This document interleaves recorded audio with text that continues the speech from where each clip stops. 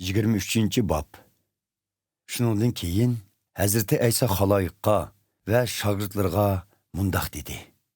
Tavrat ustozlari va farislarga Musa payg'ambar orqali tushirilgan Tavrat qonuniga ta'bir berish huquqi berilgan. Shunga ularning so'zlarini anglab, deganlarini qilinglar. Lekin qilganlarini qilmanglar. Chunki ular o'zining deganiga o'zlari amal qilmaydi. Ular qattiq diniy qoidalar orqali ig'ir yuklarni boshqalarning zimmasiga ortib qo'ydi. Lekin o'zlari bu yuklarni ko'tarishga barmoqlarini mirdilatishni xohlamaydi. Ular hamma ishlarni boshqalarga ko'z qilish uchun qiladi. O'zlarini taqvodor ko'rsatish uchun oyat qutisining cho'ngini chigib elib, to'llarining chuchularini uzun sangiltib qo'ydi. Ziyofatlarda to'rda, ibodatxonlarda alohida o'rinda o'tirishga amroq keladi. Bozorlarda kishilarning o'zlarini hurmatlab, salom berishi va ustoz deb atishidan huzurlanadi. Biroq sizlar ustoz deb atilishga ko'nmanglar. Chunki sizlarning yolg'iz birla ustozinglar bor. Uning ustiga hammanglar bir-biringlarga qarindosh. Yer yuzida hech qanday kishini hurmatlab otam demanglar. Chunki faqat birla otanglar bor. U bo'lsa-mu arishdiki otanglardir. Sizlar xo'jayin deb atilishga ko'nmanglar. Chunki faqat birla xo'jayininglar bor. U bo'lsa-mu qutquzg'uchi Masihdir. Aranglarda eng martabalik bo'lgan kishi qolganlarga xizmat qilsin. O'zini ustun tutqini tövan qilindi. Tövan tutqini ustun qilindi. Holinglarga voy, ey soxtipaz Tavrat ustozlari va farisilar. Sizlar arishning podshohligining eshigini insonlar uchun taqidinglar. Yo o'zinglar kirishni o'ylamadinglar, yo kirishni istaganlarning kirishiga yo'l qo'ymadinglar. Holinglarga voy, ey soxtipaz Tavrat ustozlari va farisilar. Sizlar tul ayollardan nab elib, ularning mol mulkini yeysizlar. Ondan boshqalar ko'rsin deb uzundan uzun duo qilasizlar. Shunga texmu ig'ir jazoga tortilasizlar. Holinglarga voy, ey soxtipaz Tavrat ustozlari va farisilar. Sizlar biror odamni diniy iqiminglarga kirgizish uchun yer jahonni oylanib chiqsizlar. Biroq u kishi iqiminglarga kirgandan keyin sizlar uni do'zaxga kirishga o'zinglarga qaraganda hassilab loyiq qilib yetishtirib chiqsizlar. Holinglarga voy, ey qarg'u yo'l boshchilar. Sizlar ibodatxonni tilga elib qasam qilganlar qasmiga amal qilmasimi bo'ladi. Biroq ibodatxondagi oltinni tilga elib qasam qilganlar qasmida turish kerak deysizlar. Hey ko'zi ko'r ahmoqlar.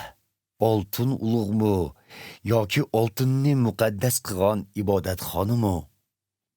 Sizlar yana qurbonlik supisini tilga elib qasam qilganlar qasmiga amal qilmasimi bo'ladi.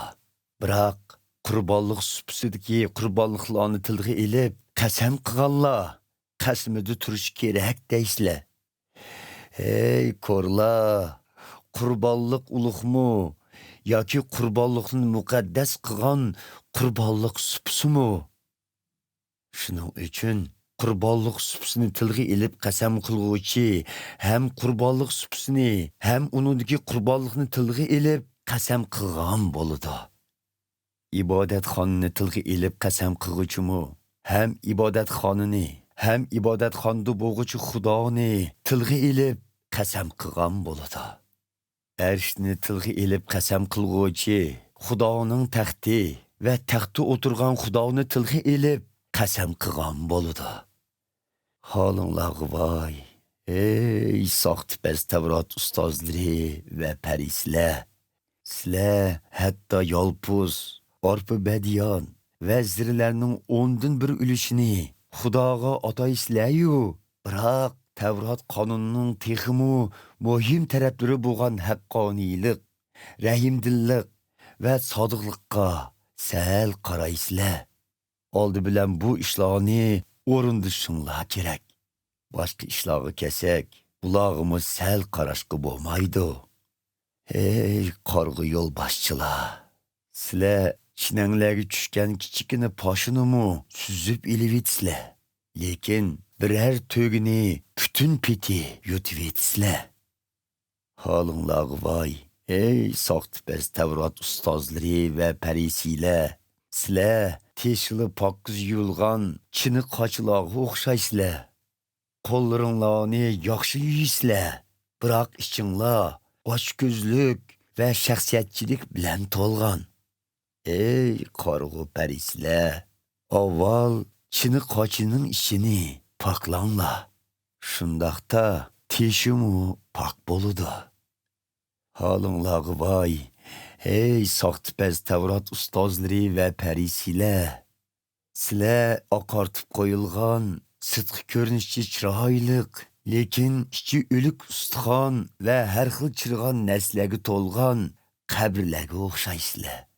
Teshinglardan kishilarga durust odamlardek ko'rinsizlar, lekin ichinglar soxtipazlik va yomonlik bilan to'lgan.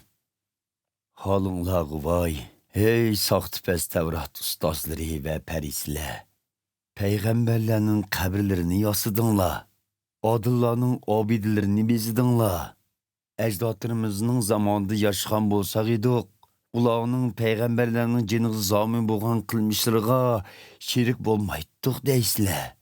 Demak, ajdodlarimiz degan so'zinglar bilan payg'ambarlarni o'ldirganlarning navirlari ekanliginglarga o'zinglar guvohlik berdinglar. Shundoq ekan, ajdodlaringlar boshlab bergan ishni ado qilinglar. Ey zaharlik yilonlar, yilonning avlodlari, do'zax azobidan qandoq qutulalasizlar? Mana shuning uchun sizlarga payg'ambarlar, oqillar ve dini ülmalarını evetip durman. Sizler ularning ba'zilarini o'ltirsizlar, kriske mıxlaysizlar, ba'zilarini ibodatxonalaringlarda darriga bossizlar, shahardan shaharga qo'g'laysizlar. Shundoq qilib, begunoh Hobilning o'tilishidan tortib, toki Barakiyaning o'g'li ruhoniy Zakariyaning merkezi ibodatxonadagi muqaddas joy bilan qurbonlik supisining oralig'ida o'ltirishgichi bo'lgan hamma begunohlarning yer yuzida eqitilgan qon qarzlariga javob bersizlar. Bilib qo'yinglarki, shu qilmishlarning jazosining hammasi mushu zamonning odamlarining bo'yniga tushadi.